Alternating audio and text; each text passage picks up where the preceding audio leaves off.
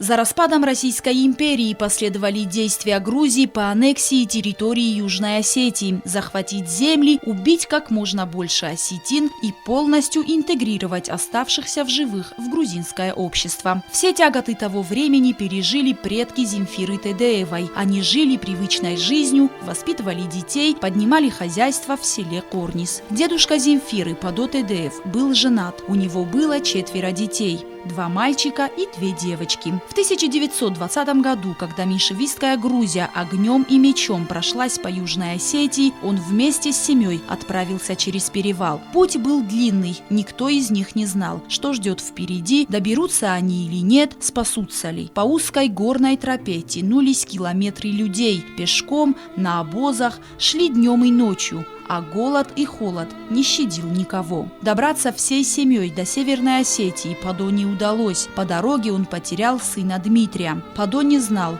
жив ли его мальчик, может, упал в пропасть, а может, он находится в другом лагере беженцев. Возможно, он в дороге с теми, кто еще в пути. Он не знал. Сын у него потерялся, и он долго его не мог найти. Плохая дорога, обуста.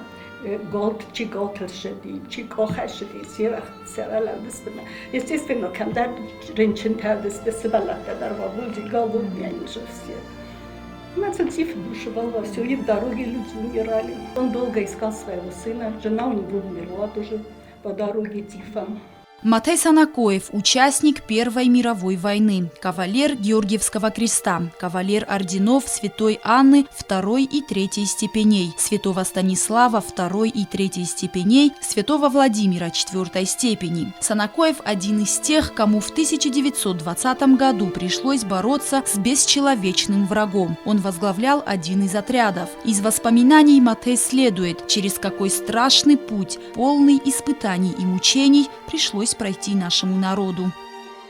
Наше положение становилось все хуже. Хлеба давно уже никто не ел. Уходили старики, женщины с детьми. В эти тяжелые дни бывали случаи, когда измученные женщины бросали своих грудных детей в бурные, вздувшие от дождей горные реки, а вслед бросались и сами, предпочитая смерть позору, попасть в руки меньшевиков и сделаться предметом их гнуснейших издевательств. В это же время по перевалу в северном направлении двигалась еще одна семья – Кочиевых с 3 детьми. Мать семейства – Кабисова Надежда Гудоевна, родом из села Чесел. Они добрались до Северной Осетии. Впоследствии их отправили в Даркох, где на пустом поле расположился лагерь беженцев. Из доклада Макарова, члена комиссии по расследованию положения беженцев Южной Осетии в Осетинском облисполкоме города Владикавказа от 24 августа 1920 года. Положение беженцев в Южной Осетии весьма ужасное. Холера, тиф, голод настолько истощили их, что каждый из них выглядывает с животным страхом. В самом Алагире и Салугардане, расположенные или на дворе, или в полуразрушенных домах, совместно с доктором Ивкловым мы застали страшную картину, превосходящую наихудшую картину. Беженцы по 12-15 человек валяются прямо на земле. У каждого по 4-5 больных тифозных с высокой температурой, прикрытых лохмотьями. Не в лучшем положении оказалась семья Надежды Кабисовой. Ее супруг вступил в ряды красноармейцев, а она вместе с 3 детьми, свекровью и свекром осталась в Даркохе. Все члены ее семьи заболели тифом. Еды нету, тиф бушует. И у моей бабушки все дети, все 3 заболели тифом. И свекруха заболела, и свекр заболел.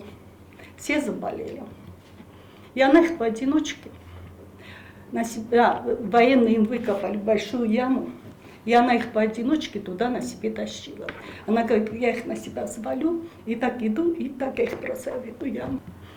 Потом, когда я прихожу, и муж у нее тоже тифом заболел, но они, так как были военные, они лежали отдельно в лазарете.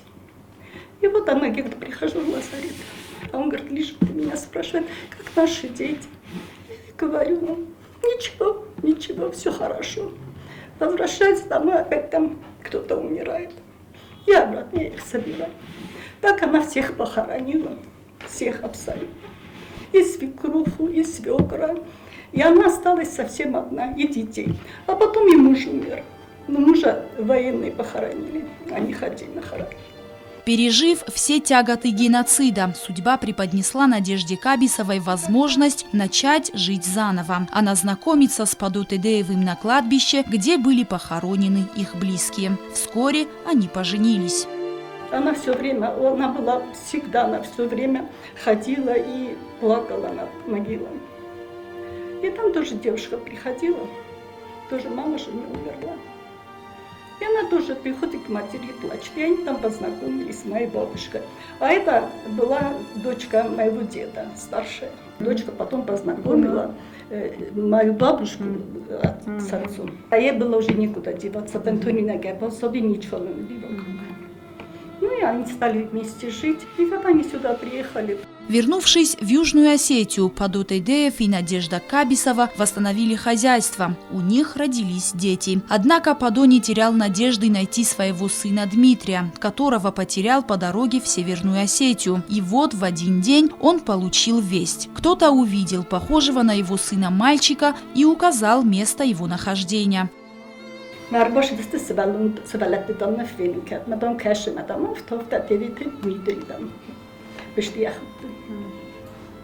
Madam منم سوالون فیلم کنند. مدرسه بشتی خدای شروع مفید سنار. کدام شد استدام من باید فجر تا کنه کستویم دوم مشلق. مدام مخون که کسی کنه سرای سبا کد بشتو بخنی مشلی. مدام کسی کنه مدام افته دل دام مشلق زونس. ولی کن ندام زوی دام ندی که خجر دلگو. دل دام مشلق در زنس مرد دام مشلق تا دام مفیدو. یاده ربطی میرکو. Этнические чистки и преследования по национальному признаку продолжались. Люди по-прежнему покидали свои дома, уходили в никуда. Впереди их ждала лишь долгая дорога без известности и безысходности. У них отбирали право жить на земле предков. Народ подлежит уничтожению. Они не должны жить на нашей земле, не щадить никого. Подобного рода публикациями заполнилась грузинская периодика. Правительство Жордания продолжало сжигать села южан, преследуя и изгоняя мирных жителей. В этом заключалась основа национальной грузинской идеологии, и на ее реализацию не жалели ни усилий, ни средств. Роза Тедеева, Дзераса Козаева, Сармат Гузитаев. Информационный выпуск сегодня.